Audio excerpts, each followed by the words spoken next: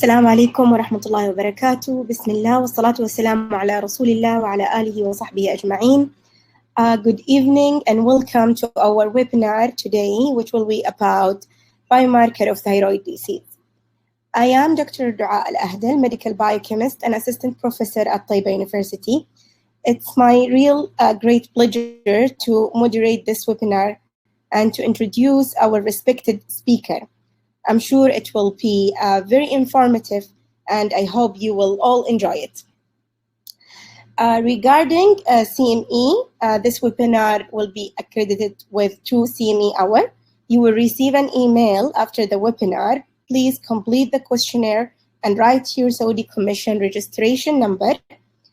And then the CME hour will be added automatically within 2 weeks. In case you don't receive it, you can contact the SSCC. So today, our first presentation is about common thyroid disease, presented by Dr. Mohammed Al-Duwaish. Dr. Al-Duwaish is a consultant endocrinologist. He is also the director of Department of Endocrinology and Diabetic Center at Prince Sultan Military Medical City. He received different postgraduate training and a board certification, including CCD, FACE, and FRCB. And he published more than 40 papers in national and international journals.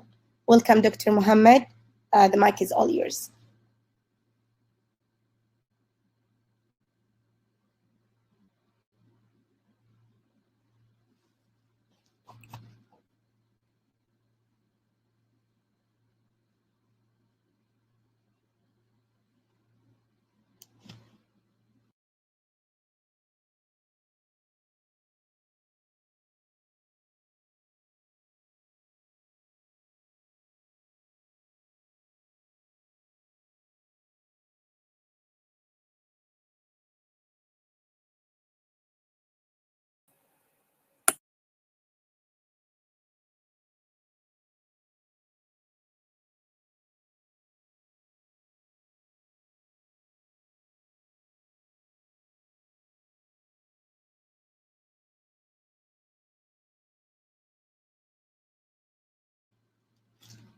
دكتور محمد صوتك غير ظاهر.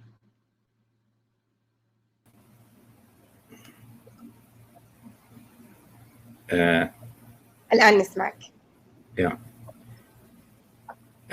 I would like to start thanking by the organizing committee and thank you, Dr. Dua, for this invitation, as well as Saudi Society of Clinical Chemistry for giving me this opportunity to share this academic gathering. I'd like to mention that I have maybe easy part to talk tonight, the difficult part given to our professor Damien Grosson to talk about more sophisticated test and about thyroid function test and the production and furthermore. بسم الله الرحمن الرحيم وما أوتيتم من العلم إلا قليلا. Nothing to disclose in my talk. I'll cross to for a few questions or agenda during my presentation. How common those thyroid illness? Who should suspect this thyroid disease? What about if we are missing the diagnosis? Does it lead to serious issue affecting our patient care? Also, practical and pitfall of thyroid function request. And lastly, a few guidelines what should be used or should be a clear mind in our colleague as a physician or as a clinical biochemical chemist. The disease I'll talk about in a brief since only have short of time.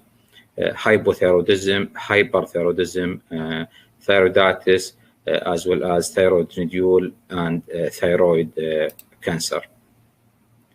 Hyperthyroidism, there is 2 definitions just to make clear for the audience that we have 2 entities. We call it hyperthyroidism, which is mainly the thyroid hormone have been released by the thyroid itself, leading to clinical manifestation.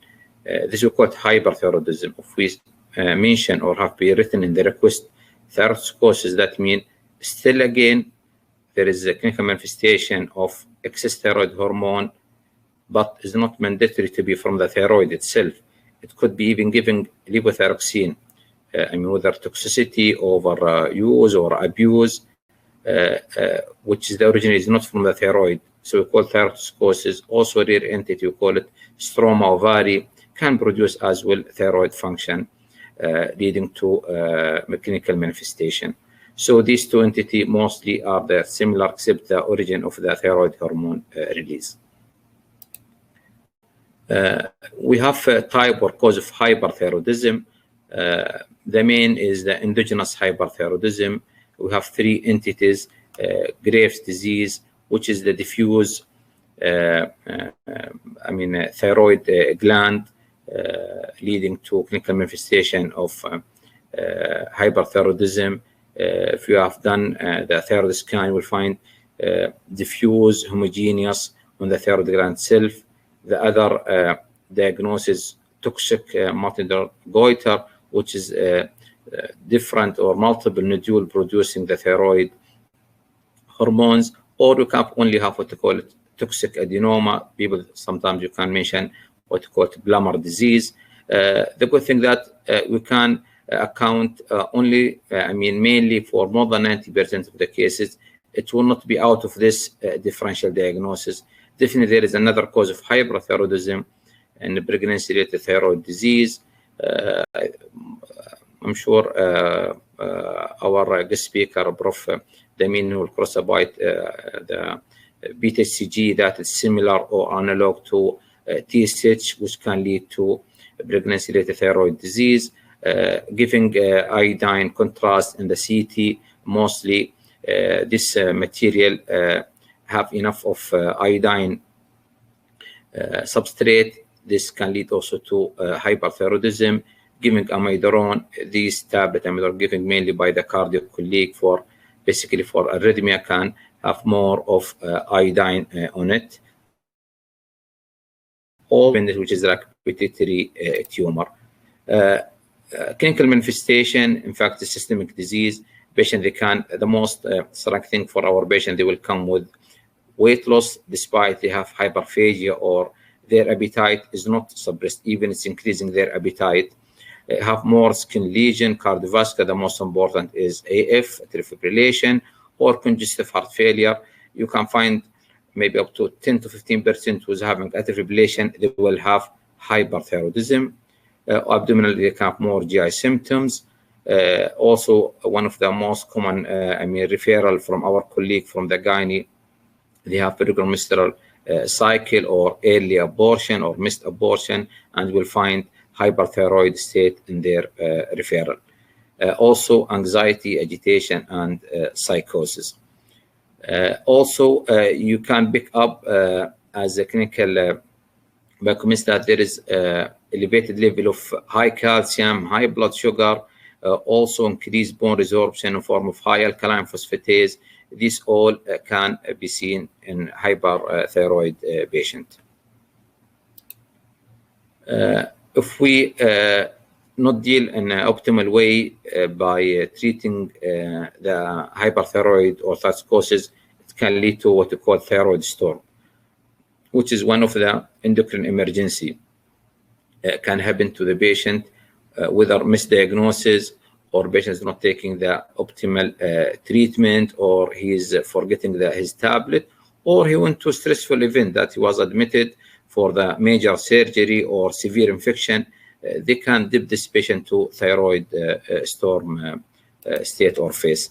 The patient, they can present with hyperpyrexia, high temperature, highly febrile, more high pulse rate. Their mentation will be altered, or will be sometimes depressed, or even more agitation. Severe GI symptoms have been noticed during the thyroid storm, also can lead to organ failure, mainly the liver and the decompensated heart failure. The lab usually, the hyperthyroidism is similar to uncomplicated thyroiditis.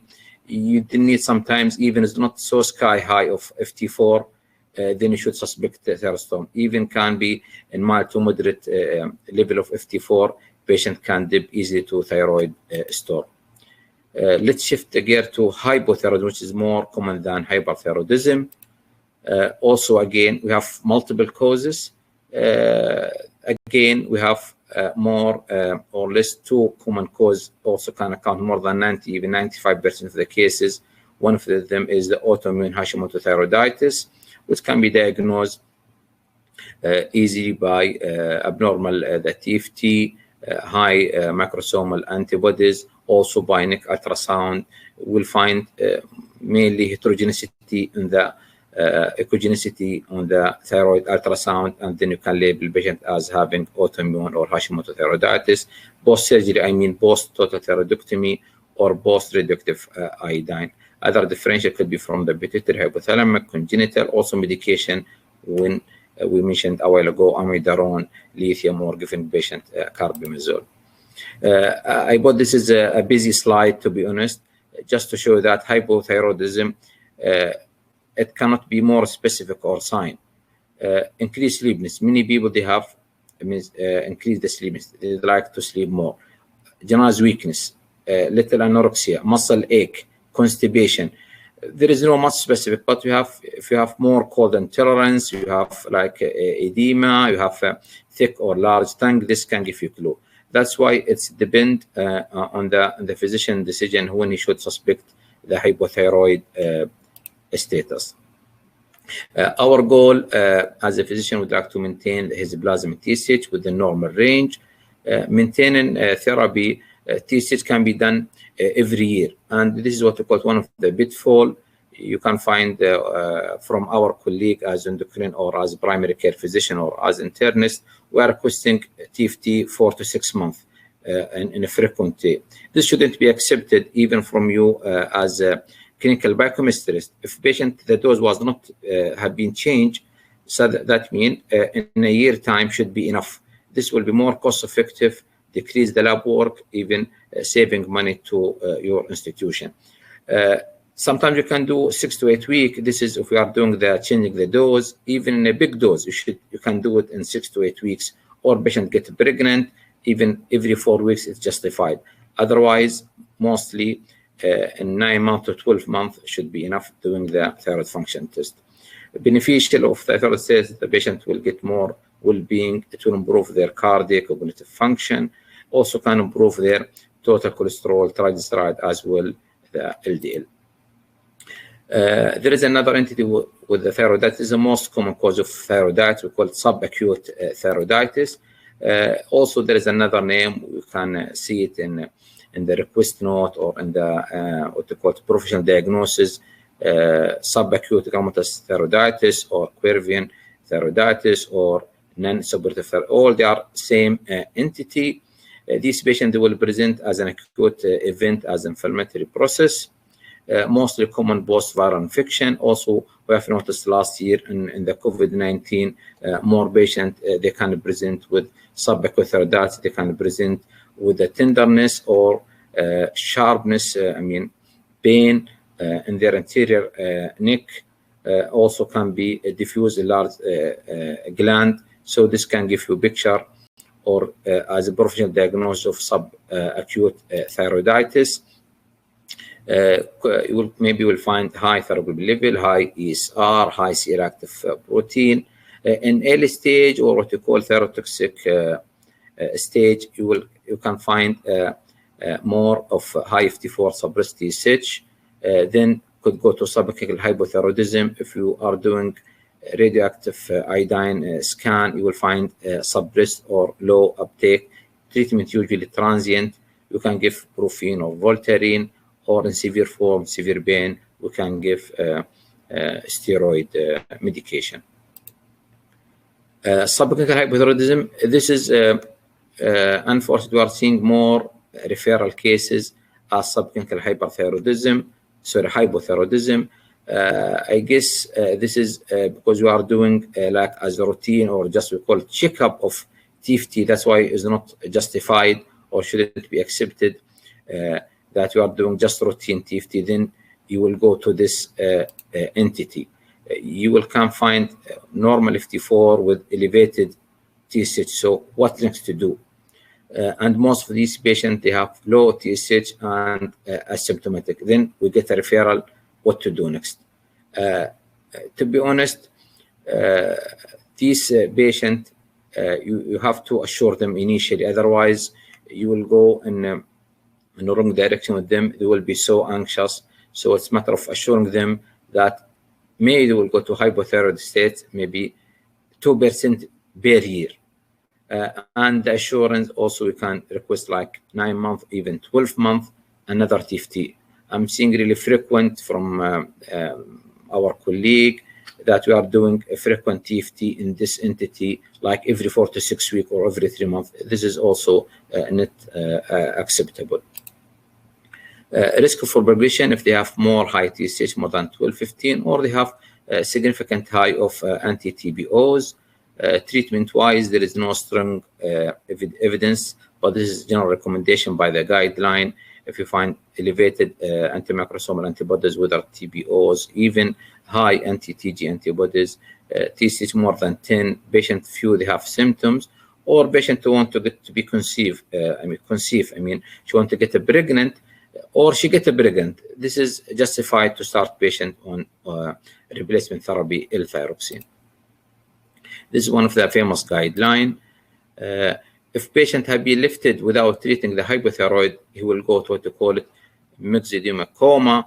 Also, there's another endocrine emergency. It is usually neglected or untreated hypothyroid states with high mortality rate. In the past was reaching 60 to 70%, but nowadays it may be 1/3 or even less. It depends on the hospital setup and the ICU setup. The mortality definitely will be far less than this percentage. This is the presentation. I want to talk about this because of time. This patient usually can have what you call it respiratory arrest or depression of their muscle, leading to respiratory failure. You can see she gets a puffy face, she gets scared. The hair, also the eyebrow. She got also peritibial edema. She gets a large tongue. This is a typical sign of severe hypothyroid state. Also, again, the physician or our colleague from the biochemical lab, they shouldn't be waiting to have the thyroid function test, because this is a clinical practice, clinical diagnosis. You shouldn't delay waiting for the TFT result. You should, if you suspect, you should start treatment till the lab result comes from our colleague from the lab. And this is our patient. After a few weeks from hypothyroxine, you can she get mostly full recovered. Let's shift to thyroid nodule. Why I'm presenting this one? Because this is a common finding. You can see, by palpation, it can account about 5%. But if you are doing autopsy, up to 50% of the population they can have thyroid nodule. And fortunately or unfortunately, to be honest, if you are doing sonography, it can reach up to 60 or 70. That means in the kingdom, we have 30 million population. If you are doing nickel ultrasound, we'll pick up about 20 million population. They have thyroid nodule. Mostly 90% of them, they are have sub-centimeter.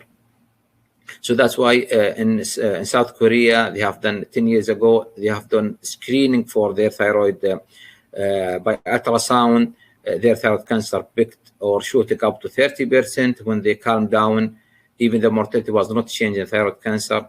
So again, doing lab or doing thyroid ultrasound as a routine, this is not recommended. You have to do a quick evaluation. Patient come with thyroid nodule. What about the age? If you present early or in young, this can give clue, is it I'm dealing with thyroid cancer, or an elderly, any family history of thyroid cancer, any previous neck radiation, and also any compressive symptoms like dysphonia or dysphagia affecting the trachea or esophagus or recurrent laryngeal nerve. And the most important, is there any symptoms of hyper or hypothyroid symptoms? which the initial evaluation of patient found to have thyroid nodule is the TSH. This is the first investigation we should request it. If we find the TSH, it is suppressed, I mean hyperthyroid status, you should go directly to thyroid scan. If the TSH normal or elevated, you should go to thyroid neck ultrasound, because this can mislead you. If you are dealing with hyperthyroidism, then if we do the scan, it's rarely the graves or toxinal goiter, they can harbor malignancy. So that means you are saving these patients from doing fine needle aspiration and maybe surgery, which is not required. What about doing serum thyroglobulin and calcitonin? There is not recommended to do thyroglobulin level on thyroid nodule patient with strong recommendation and moderate quality of evidence. Also, doing calcitonin is not recommended except if you have patient with thyroid malignancy, namely the medullary thyroid cancer. Otherwise, it is also one of the pitfall or misleading doing these two tests among thyroid nodule patient. Which guideline? You have more guideline. The recent one just published last year. You can go through it. Also more guideline from European and from American and also Italian guideline. Also this is from the one of the famous guideline we are using it. Just quick for the lymph node. Do you need to do thyroglobulin level or washout? I think this is one of the crucial things that in metastatic thyroid lymph node, it looks as more beneficial than doing, fine needle aspiration itself to the cytology. That's why it's good to have a good relation with your colleague in the biochemical or in the clinical chemist, because you'll make your life is easy. You should come with him because it should be done on spot. Doing final aspiration, they have to make it with the saline, 1 ml saline. Then you have to do washout. So always a good communication with colleague from the biochemistry. This can get beneficial to your patient. Also, just to be aware about what you call the molecular testing. This is also one of the strong recommendation. This usually it will go to not the biochemistry, it will go to our colleague from the cytology lab, but you should be aware about it that there is molecular testing. Nowadays, you have more specific molecular marker by doing it in the cytology part. This can help a lot for diagnosis of thyroid nodule. To be honest, I forget to mention that why I'm concerned about thyroid cancer, thyroid nodule. In the kingdom that Saudi Arabia, thyroid cancer in the female, HER is the prevalence is number 2 after the breast cancer. If you went back to 10 years ago, it was maybe number 8 or 7. Now it's jumping, increased incidence. In the global, among female, you can find maybe 2nd or 3rd malignancy after the breast cancer. So that's why it's better to deal with it in a good way without panicking. You as a physician or from the lab, how to deal with these patients. Good thing that among these thyroid cancer patients, we are lucky that the mortality have not been changed last 50 years. Maybe 1 or 2% mortality rate from the thyroid cancer.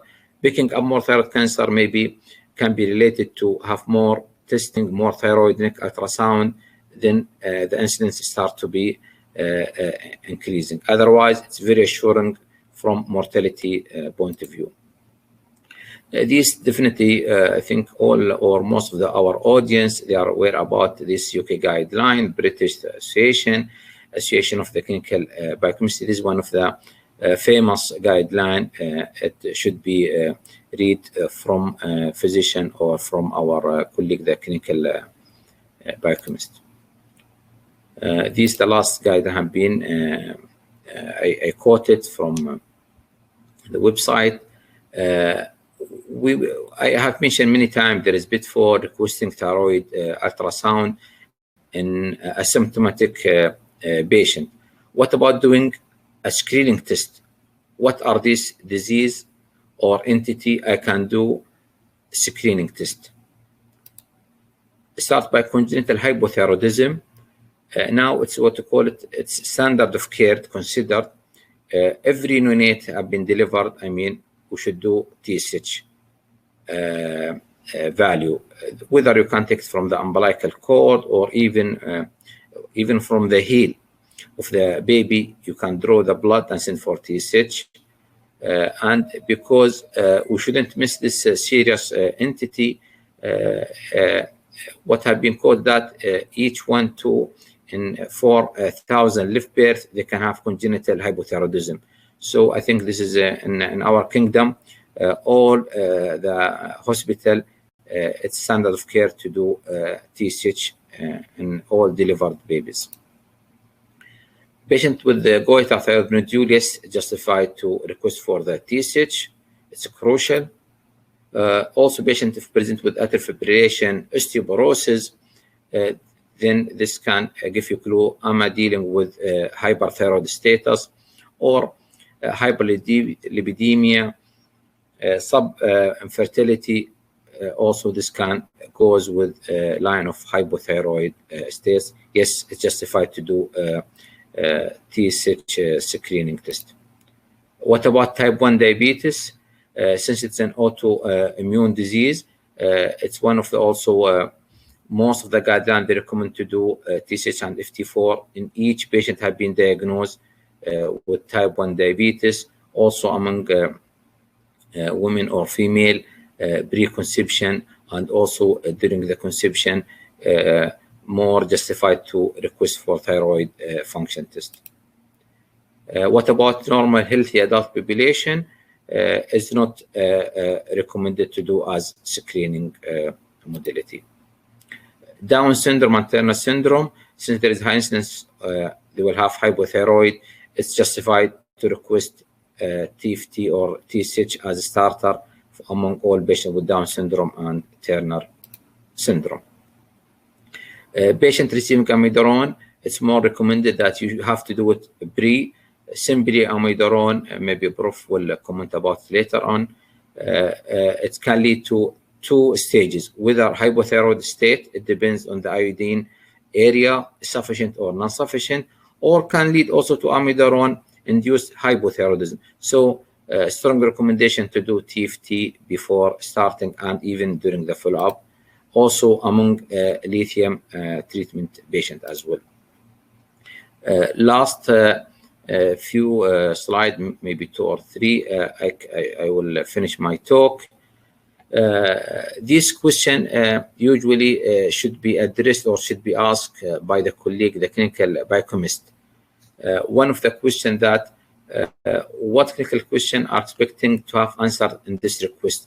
If we find request from a colleague as a physician, TFT, and there was no clear indication, you can pick up the phone or contact the physician. What's the reason or what you're expecting to have?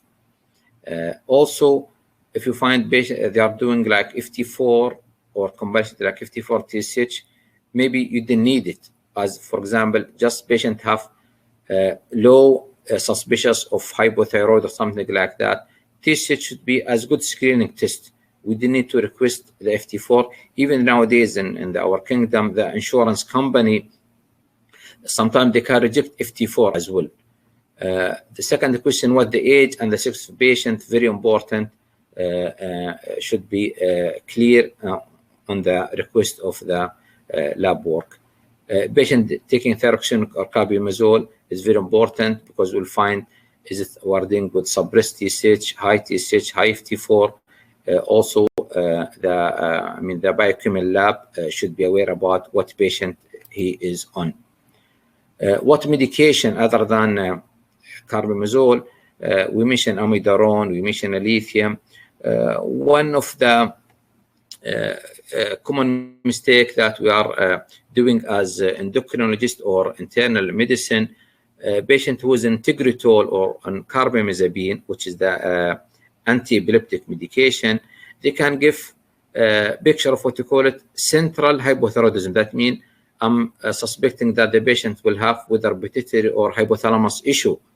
This can lead to more things. Patient will be more anxious if you break this news. I'm dealing with you as central hypothyroidism, doing more of all the anterior pituitary hormone. The one comes from the pituitary gland. This caused to the lab as well. Even we have seen many patients, they went directly to pituitary MRI. So keep in mind what medication patient on can give you clue about the thyroid function test result. If you find patient doing every month TFT also, as a clinical biochemist, I think you can't stop this doing a frequent lab, except if the physician make it clear that patient maybe is pregnant and she's in hypothyroid status, yes, justified to do every 4 to 6 weeks. Or patient in thyroid storm or in myxedema coma, maybe you can do it every 10 to 14 days. Otherwise, shouldn't be, this is as a habit doing just TFT without justification. What about the patient? Is he in ICU? Is he in dopamine? Is he in heparin? This can affect the lab result, or what you call non-thyroidal illness. Before this entity, we call it low T3 syndrome or low T3 and low T4 syndrome. Now we make it what you call it non-thyroidal illness status. I hope my talk was beneficial and appreciate your kind attention as an audience. Thank you again. Thank you so much, Dr. Duish, for this comprehensive presentation. It was really good. We will back to you after at the end of the webinar for question and answer. Dear audience, if you have any question, please write it in the chat, and we will try to answer all of your questions at the end of this webinar. Okay, our second presentation is about thyroid function test, presented by Professor Damian Gruson. Prof. Gruson is head of Department of Clinical Biochemistry of the Clinical University, St. Luke, Brussels. He's also a member of the research unit in endocrinology, diabetes, and nutrition of the Catholic University of Leuven, and a member of the Division of the Emerging Technology of the International Federation of Clinical Chemistry and Laboratory Medicine. He is also a fellow of the European Society of Cardiology. Welcome, Dr. Gruson, with us. The mic is yours. Thanks a lot for this very kind introduction. I would like to first thank the organizing committee and the SSCC for the very kind invitation. I will jump on the thyroid function test and give the laboratory point of view.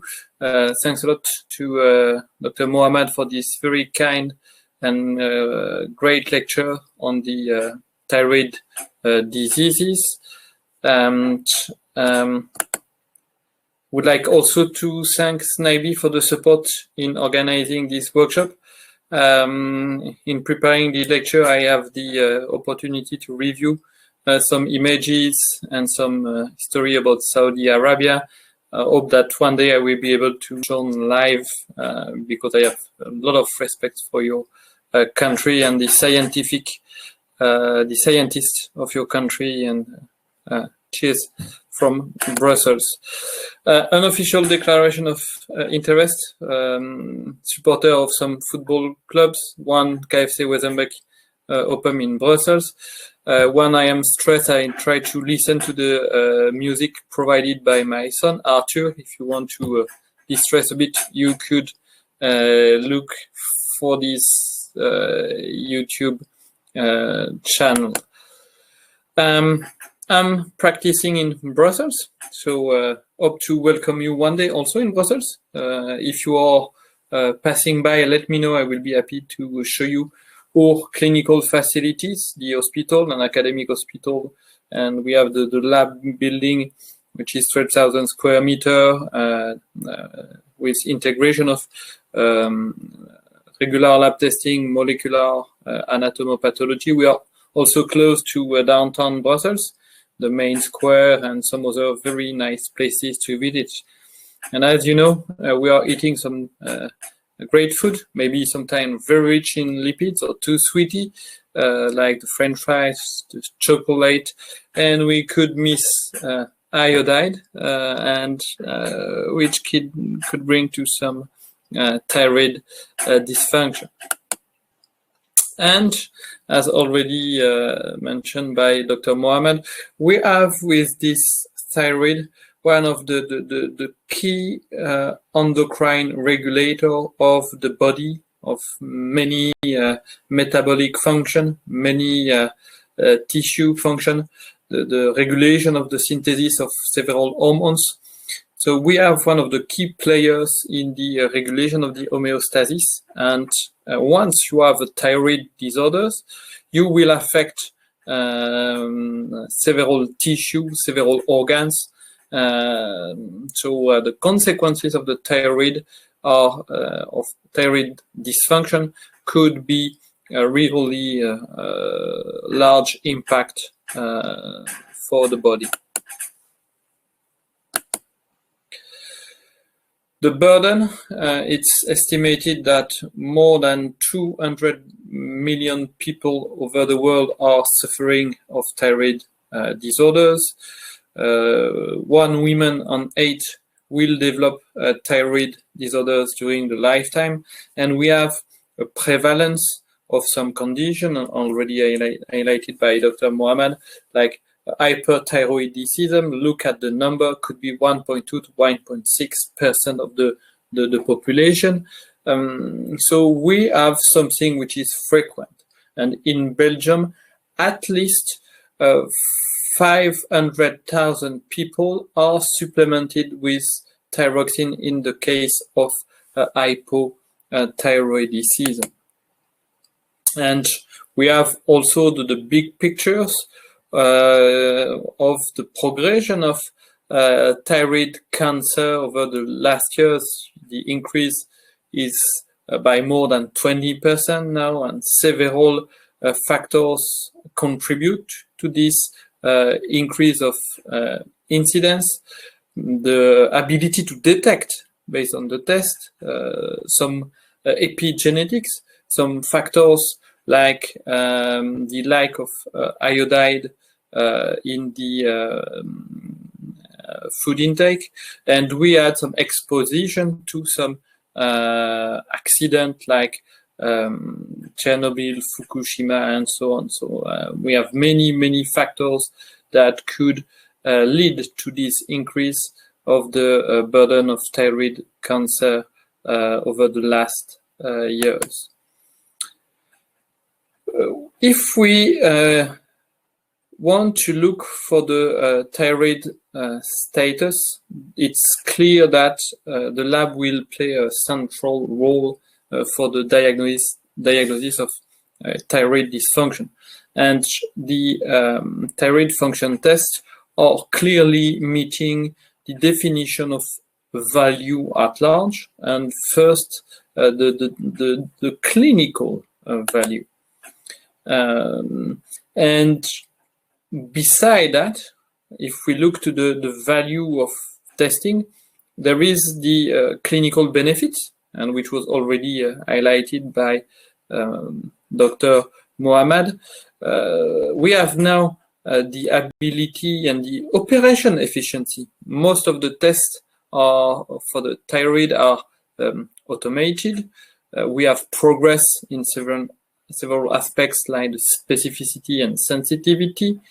We can engage with the results, the patient management, patient empowerment, and we have also cost effectiveness analysis in the literature showing that if you are doing an appropriate test ordering and test prescription, you have the economical benefits by the early management of thyroid function with the lab test. So we have a value at large. And it's a question of appropriate prescription. Do not over-prescribe lab test, prescribe it right. And first, if you want to assess the thyroid function, if you are in the condition of primary care facilities, you will ask for the TSH. And if the TSH is normal in a patient naive to thyroid disorders, you can assume that the thyroid function is normal. If the TSH is decreased, you will think to an hyperthyroidism, and the first test that you will order will be the free thyroxine hormone, free T4.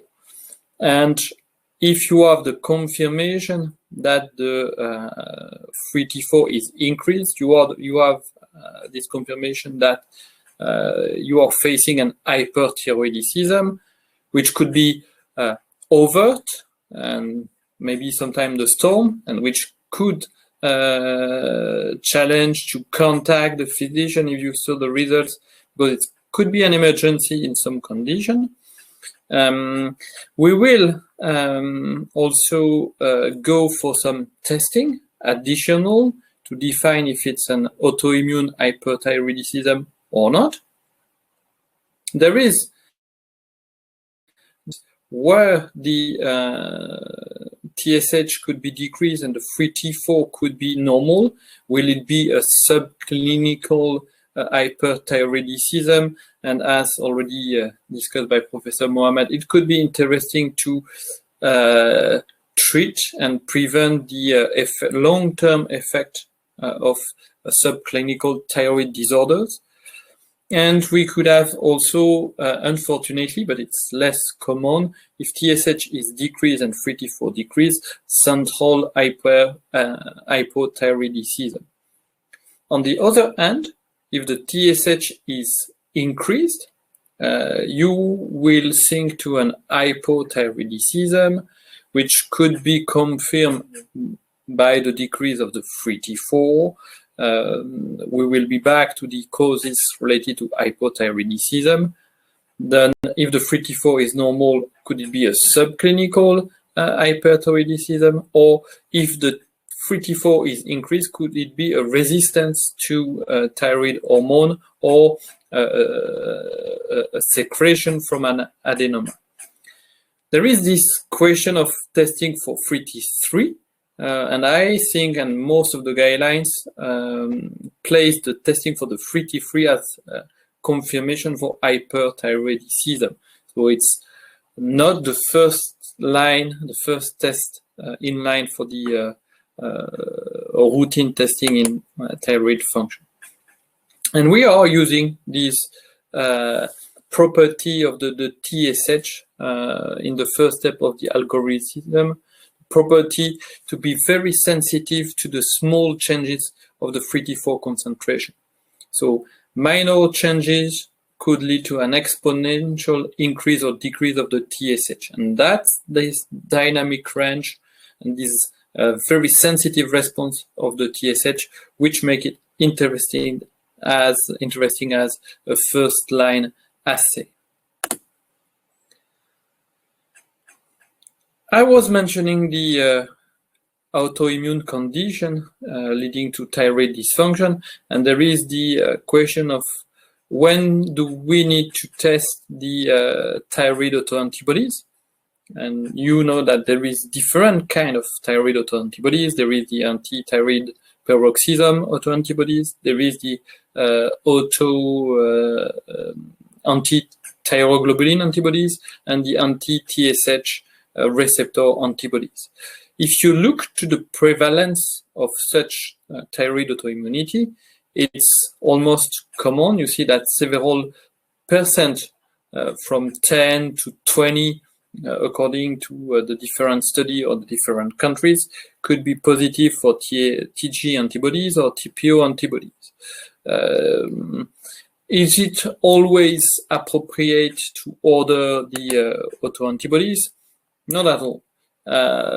We have the two very clinically relevant antibodies, I will say, the anti-thyroid peroxidase antibody, the anti-TPO, which will be important for the diagnosis of autoimmune hypothyroidism, like the Hashimoto dysfunction, could be also interesting to monitor in the setting of perinatality or pregnancy. And we know that the level of TPO in the pregnancy, positive TPO, could be associated to adverse outcome in pregnancy. So clinically relevant. We have the TSH receptor antibody, the TRAB, in the centers of this slide, which are related to the grave disease, the grave Basdo disease, leading to hyperthyroidism. And we know that it's clinically relevant, and we could have some emergency request for TRAB testing in the laboratories. There is the testing for thyroglobulin antibodies. They are not related really, I will say, to a clinical dysfunction. There is some evidence in the literature linking the TG antibody to some infertility, but I will say the most interesting will be to ensure the reliability of a thyroglobulin results in the setting of a differentiated thyroid cancer.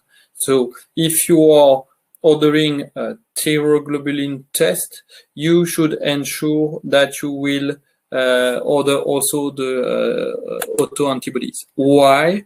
Because we know that some assays for the measurement of thyroglobulin are sensitive to interferences with the autoantibody. So if you compare these two groups, the group on the left, where is TG antibody negative, we have no differences between radioimmunoassay and automated assay. But if you look to the right groups, where it's TG antibody positive, you have, in comparison to the radioimmunoassay, some false negative in the automated assay. So it's really important to know the status of the thyroglobulin antibody to appropriately interpret the thyroglobulin results. And if it's positive in the monitoring of a cancer, it's difficult to interpret the results of the TG. If negative, you could reflex to another test, which could be a radioimmunoassay or a mass spec testing, if you have this ability for testing. Hypothyroidism, there is this picture from Hashimoto. So hypothyroidism is something which is prevalent also. If you integrate both and based on the NICE data, could be around 5%. So important at the scale of the population, important to treat it, and important to diagnose it, because it could influence the way that the physician will manage the treatment of the patient, so to diagnose. And that's where the testing of TPO antibody, addition to the TSH and FT4, could help to identify the autoimmune origin of the hypothyroidism. And the TPO is a glycosylated membrane-bound protein, which is important in the synthesis of the hormone. We have automated assays for the measurement of TPO antibody, but the advantages of automation need to be counterbalanced if you are monitoring the patient by the method variability. So if you are monitoring a patient, keep use the same assay or the same lab because you can see on this box plot that according to different methods or different laboratories, you will have different absolute value in the response of auto-antibody.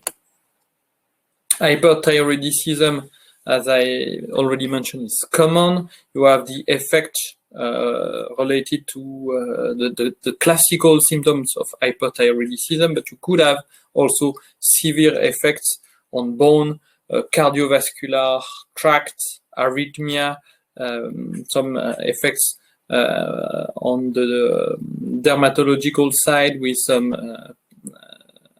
papilloma, and at the gastrointestinal side also. There is the subclinical hyperthyroidism, which is frequent also, and there is this question, will it be an autoimmune or not origin of the hyperthyroidism, and should I consider a Graves' disease or not, and the treatment will be different, and the role of the testing will be really important.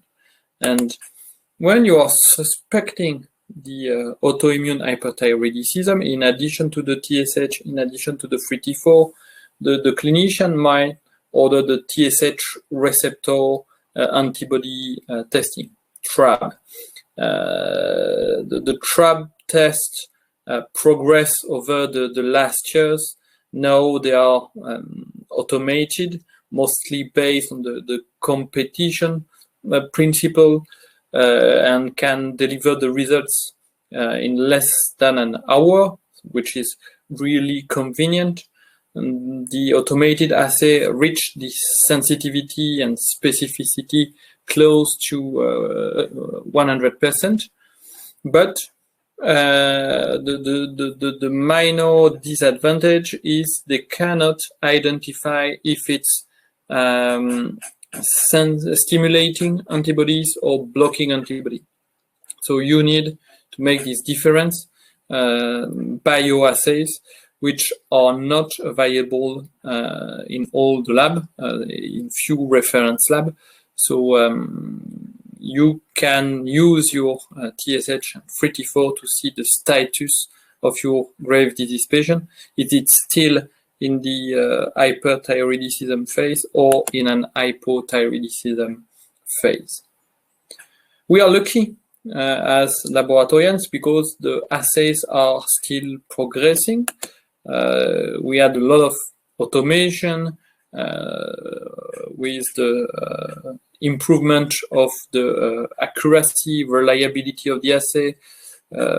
We have the consolidation of the test menu with most of the tests that could be automated and now and perform on the same matrix like the serum.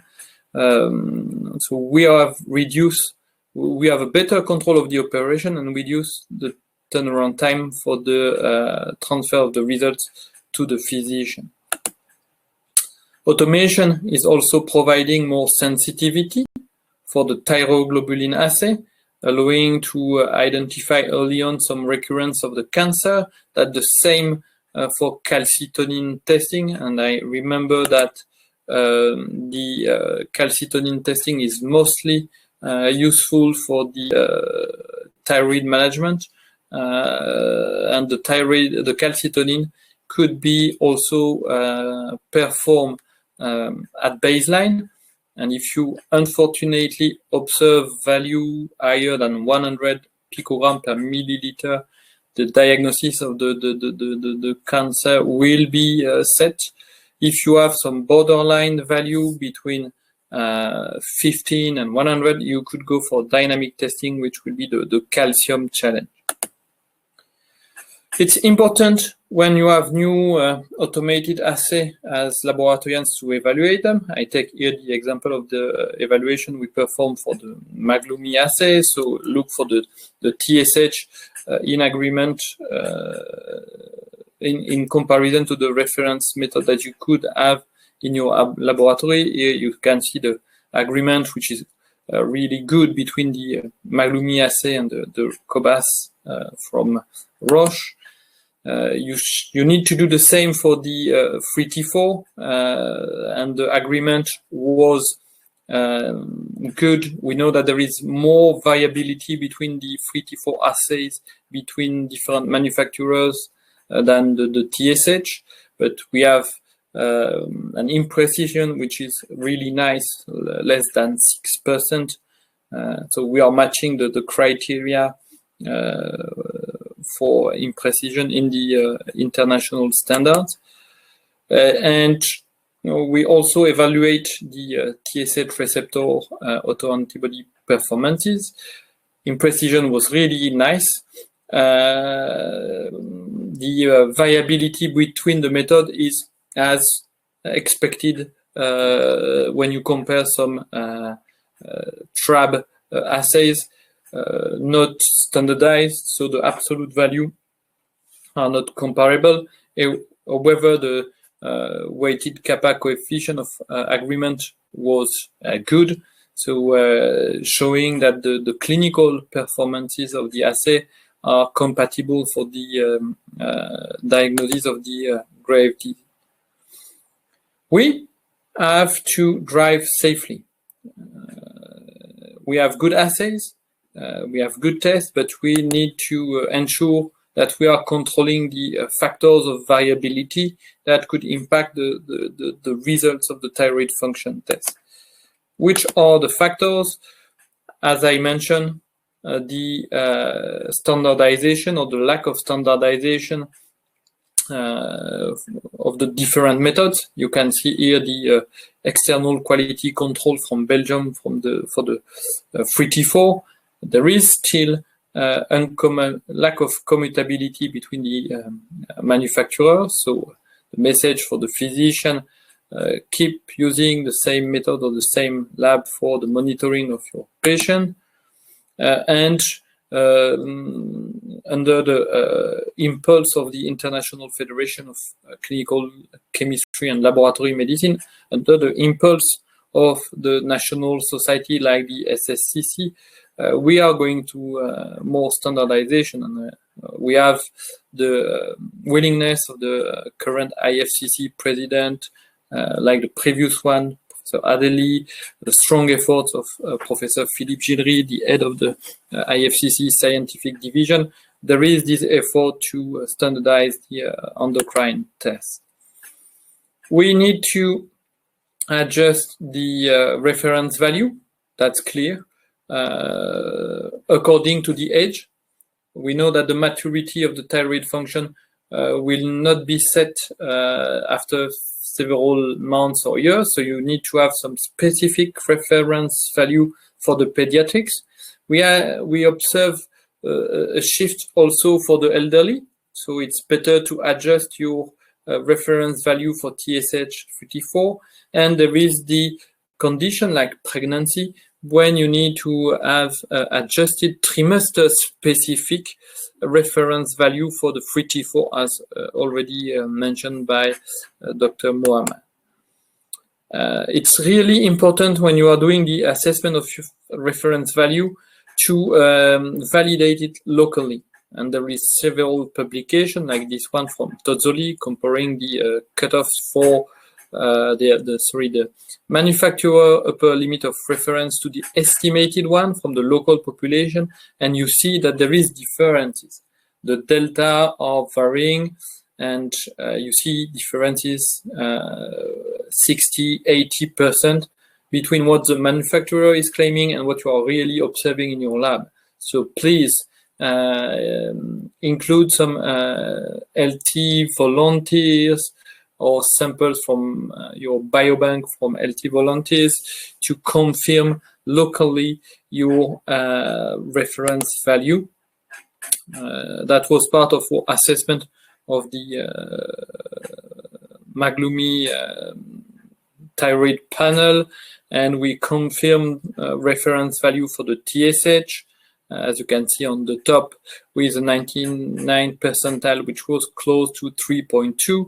The free T4, we were in between 8.5 to 17, which was in agreement and in line which what the manufacturer was claiming, and for the TSH receptor antibody, or upper limit in the LT volunteer was 1.5. So really important to focus on your reference value. And if you do not have this group of LT volunteer, we now have some new data science management tools, so data machine learning system, data mining, sorry, and you can extract from your laboratory informatics system for your electronic medical records sets of patient for which you can confirm the reference value. So you have opportunities locally also with data mining to confirm reference value. We are challenged in all hospital practices, and that was stated by Dr. Mohammed, by condition in severely ill patient where the thyroid function will be decompensated. That could be the case in the so-called non-thyroidal illness, where we have a decrease in the level of free T3 and the conversion with reverse T3. So it's really hard to interpret when you are doing the biological validation of this test. If you are an hospital lab practitioner, it's challenging. So we know that it could happen. It's like also some other condition like dialysis or chronic kidney dysfunction, where you could have some abnormalities in the thyroid dysfunction test. Important to include, when it's possible, the reference change value. We recently published this data with Antoine Meres and the team, the biological variability of thyroid function test in LT volunteers. And you see that the reference change value for the TSH is 55%, meaning that you need to observe that you will consider significant difference between two measurements where you will have at least 55% of difference. So it's really important when you are receiving this question from the physician, do this value is different from the previous one or not. Impact of medication, we know that there is some new formulation in some countries for the thyroxine, and the bioavailability of the T4 could be modulated, and you might need to adjust a bit your reference value for the free T4 in the patient that you know are substituted with the thyroxine. So that's something you can propose in the difference reference value that you are indicated in your lab report. Thyroid binding globulin could be something interesting to measure in some condition where we know that we could have some discrepancies between the TSH and the free T4, like the pregnancy, like treatment with estroprogestative. So the TBG is interesting to assess the binding capacity. It's not a first line assay, but could be requested when there is discrepancies. And you could be also challenged from time to time by your clinician when they are suspecting interferences with thyroid function tests. And it's, I would say, quite common. There is different kind of interferences that could impact the thyroid function test. Usually it's related to antibody interferences. There is the case of biotin also that I will discuss. And if we look to the literature, and we published that with Julien Favres a few years ago now, but in at least 50% of the case, and interferences with an analytical platform lead to clinical consequences, which could be the introduction of a treatment, repeat of the blood sampling, imaging, radiotherapy. So interferences lead to clinical consequences. So we need to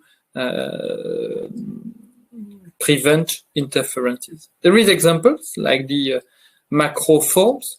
You know, I'm sure the macroprolactin. There is case of macro TSH, and you see it's still contemporary because you have this case report just published now. And the macro TSH is the complex between the TSH and immunoglobulin, leading to falsely increased TSH, and you have fully normal free T4. And the clinician is asking why. Is it a subclinical stage? Is it an interferences? And you could detect that with polyethylene glycol precipitation. So you can do pre and post PEG, and you will be able to identify this interference with macroforms. It's not impacting the immunoassay, all immunoassay in the same way, and from my own experience, could be transient. So you can observe this macroform for a patient, and it could disappear few weeks, months, or years after when it's coming back for testing. Yeah, so from my own experience, could be transient. Interferences with antibodies.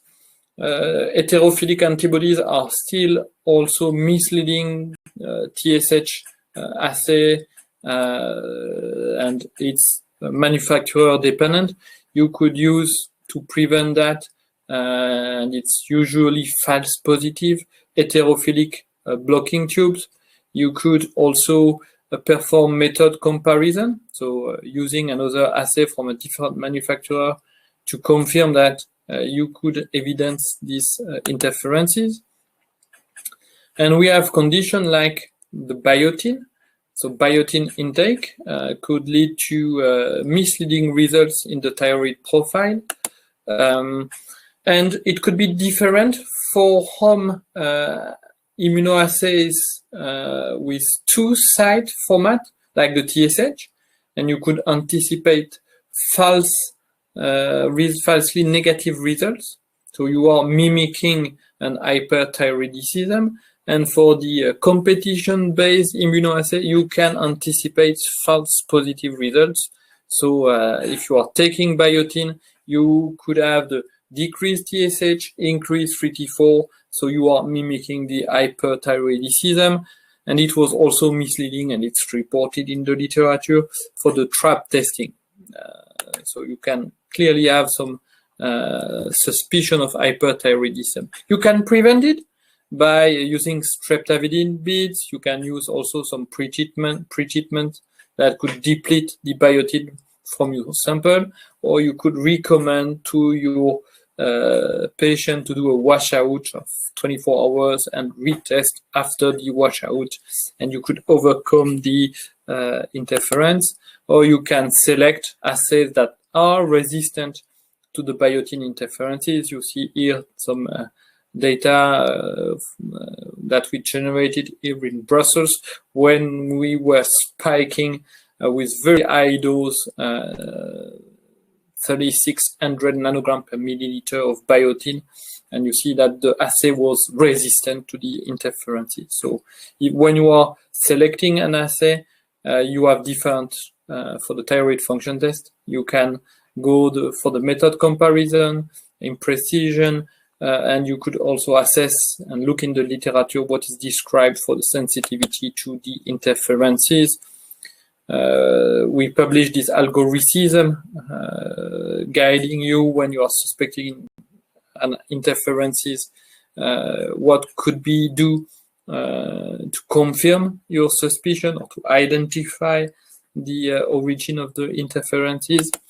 And as mentioned by Dr. Mohammed, whenever it's the question of select an assay for a condition or interpret the results or look for the interferences, do not hesitate to exchange, discuss. We are in multidisciplinary team, and we are all together trying to find the best solution to guide the patient care and help the physician to take the right decision. So I will conclude. I would like to thank again the SSCC, Snibe for the opportunity to present to this workshop. I would like to thank the audience.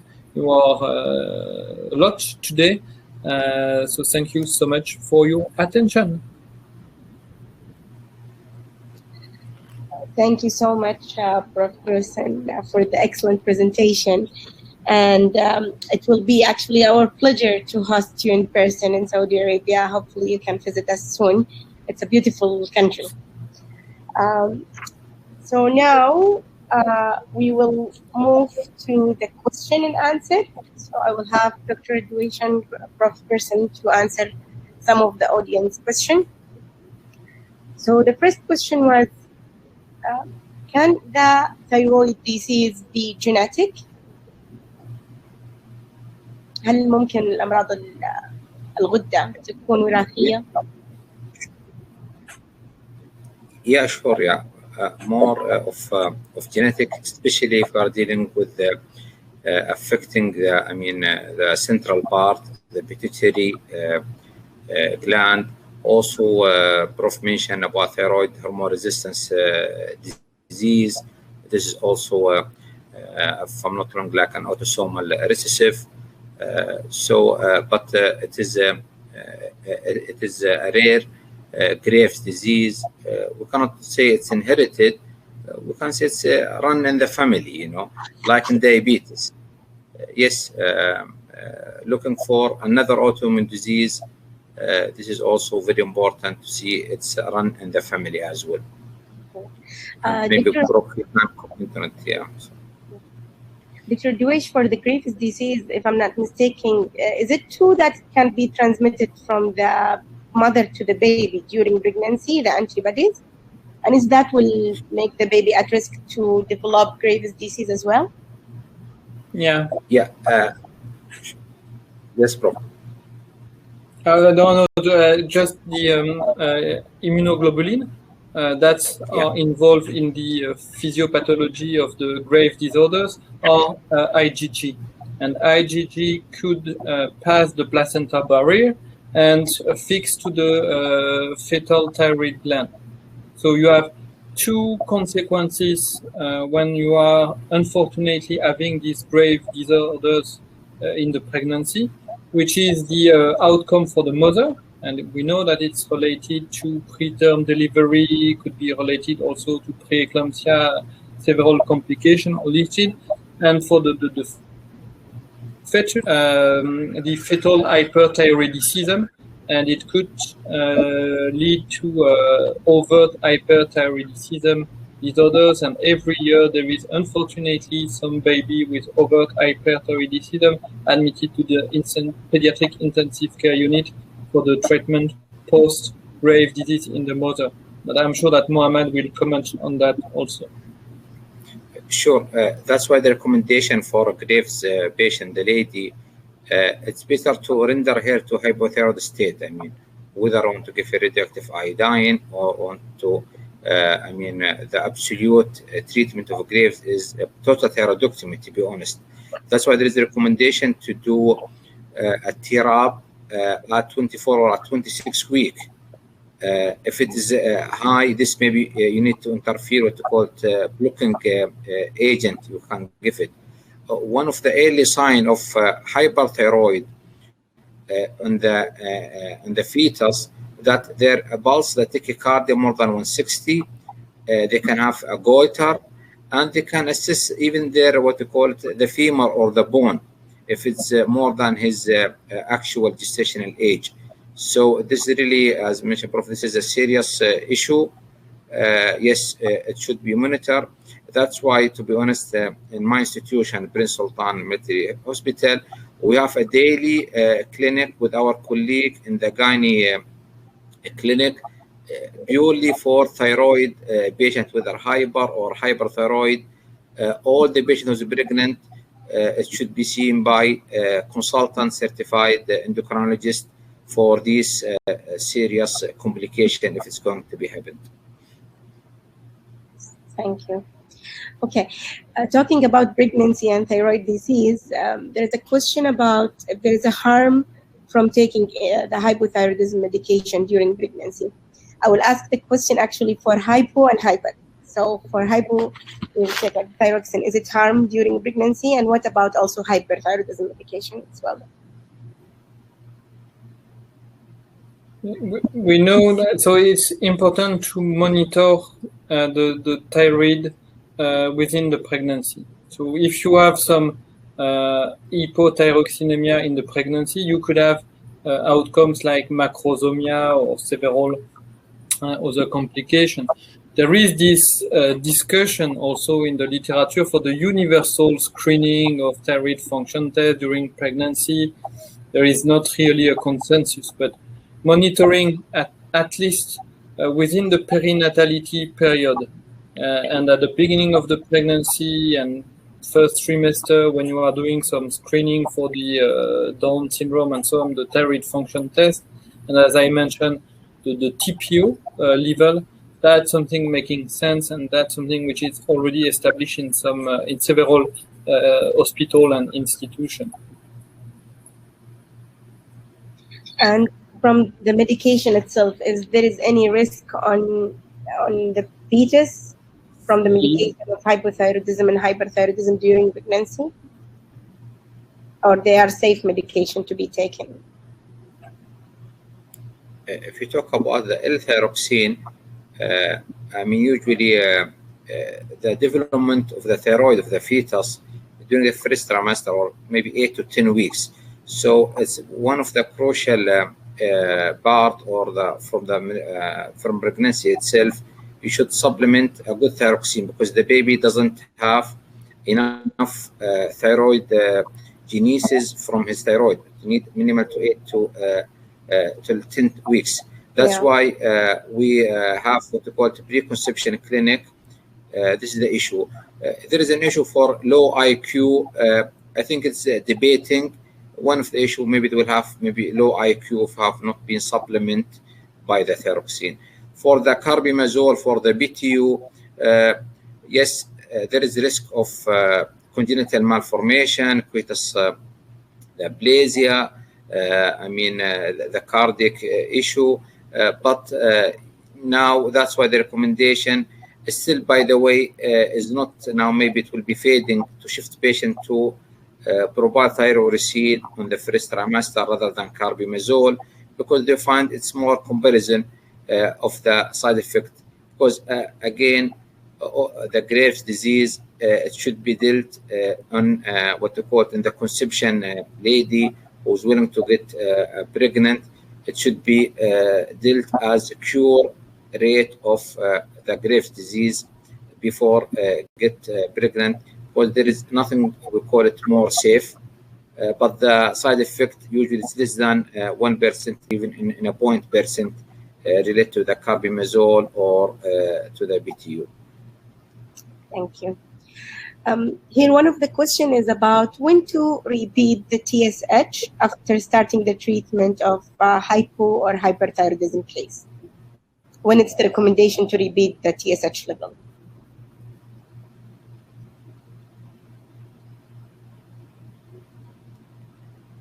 I think, yeah.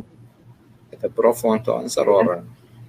Yeah, I think it will depend of the level of the hyper or hypo. I will say at least wait a bit, 3 to 6 months to stabilize with the treatment. But okay, it's monitoring, so it's important to monitor if the supplementation with the thyroxine is enough or not. So I will say on the trimestral or semestrial basis, that would make sense. That depends if you are known or not with the thyroid disorder previously or not. Okay, thank you. There is a question about, there is a relationship between taking Tegretol and thyroid disorders? Is there a link between taking the Tegretol and is it a risk factor to? for the patient to present with thyroid disorder? That's a good question. I do not have the answer from my side. Maybe Mohammed, you have? Yeah, sure. That's why I give an example for this carbamazepine. We don't see it much in the phenytoin. They will give like low free T4 is not as low, if the normal 12, maybe 10 to 11 with holding the TSH. So this is, we call it subclinical or central hyperthyroidism, hypothyroidism. So this ring the bell. If you suspect central hypothyroidism, that means you should assess all the other pituitary, all the, maybe doing a bit MRI. But that's why it's very important to see what's the history, what's the clinical sign, what was the thyroid function before the tegretol. Otherwise, you will go to in a wrong direction and a big dilemma how to proceed for this picture. This is from my side. Also, there is a question about there is a clear relationship between hyperthyroidism and chronic prostatitis, or maybe we can say does the patient with hyperthyroidism they present with chronic prostatitis as a symptoms in their presentation? Did you find it significant, Dr. Dwaish? I'm not aware about it, to be honest. Not from my side. There is maybe more evidence with the infertility than with prostatitism. Also, there is a question about if you can give us some point about the non-thyroidal illnesses. Yeah. So will appear in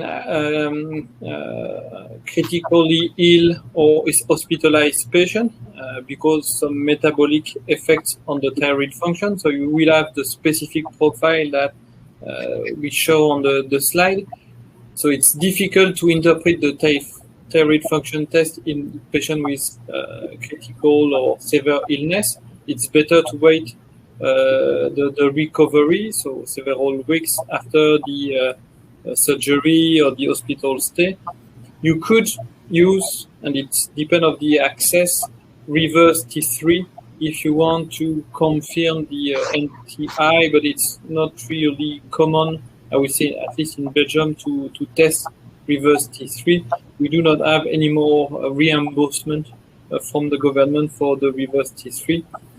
So it's a challenging condition, but we know that if the patient is coming from an intensive care unit or from the surgery room, that we could face some abnormal thyroid test.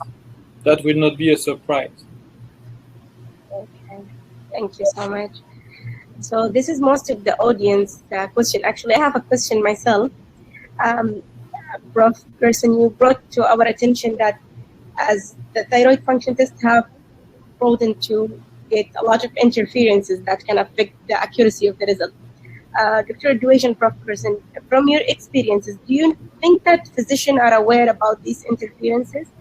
And how often you get consultation? The physician is asking, is that result make sense or doesn't make sense, to avoid any clinical consequences? Regularly, I will say weekly, we could have the question of an interferences. The awareness, I think it's still important to get this discussion, not only on interferences, but on the performances of the assay at large. So the physician could know the limit of the assay, could know the sensitivity of some more specific assay like the thyroglobulin or the calcitonin.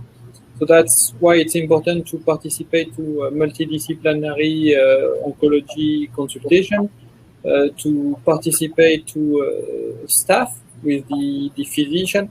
And it's important also to repeat, maybe in primary care setting, the appropriateness of test prescription, so the right ordering at the right moment. It's not mandatory to request all the tests if you are just assessing if the thyroid function is normal or not. Start by the TSH And if the TSH is abnormal, maybe you can dive in the algorithm. But so to respond to your question, interferences, it's still important to raise the awareness and to have the weapon to detect that.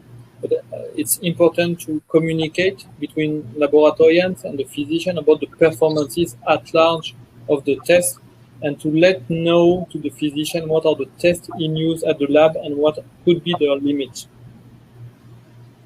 Thank you so much.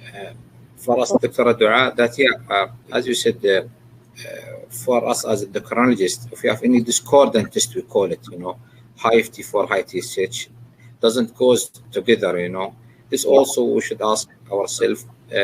We have a good connection with our colleague from the lab. Is there any antibodies can interfere? We have some interference, what we call it, the familial dysalbuminemic syndrome. We should share with them what to do next.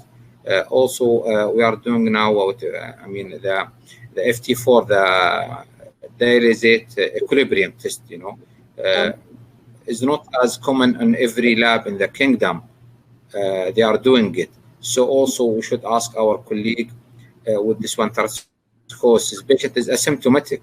So many times our colleague, they helping us, they send to sometimes abroad, now to send other hospital in the kingdom. They have to call it the equilibrium dialysate. Then they make the life easy. The FT4 will come in a normal range. Yeah, that's very nice. Thank you so much. Thank you. Dr. Duish, Prof. Gerson, do you like to add anything more to our talk today? No, just to thank you again so much, and was really happy to share the session with Dr. Mohammad. That was an honor to be with you today. Actually, it's a pleasure for me. Really, I'm sure that Prof to join you in this. I learn a lot from this background about chemical and this issue. Really, it's not something easy, as a physician to sit in the clinic and to see only the FT4 and TSH. It's a lot of work, a lot of equilibrium, a lot of assaying. Really, our colleague, we call it the hiding soldier, we call it in the lab, They are doing great job for us. And thank you again for the Saudi Society for Clinical Chemistry for this opportunity. Thank you so much. I really would like to thank you again, Dr. Duish, Professor Gerson. It was a pleasure to have you, and thank you for your amazing talk and informative answers. Dear audience, it also was a pleasure to have you all today. Just a reminder, for a lot of questions came regarding the CME hours, so please, you're going to receive a survey to your email. You have to fill the questionnaire and then enter your Saudi Commission registration number in terms to receive this 2 CME hour. You will receive the accreditation within 2 weeks. And again, if you don't receive it within 2 weeks from now or after you complete the survey, just contact the SSCC. Thank you so much, everybody. Hopefully, we'll see you again in another webinar. Thank you.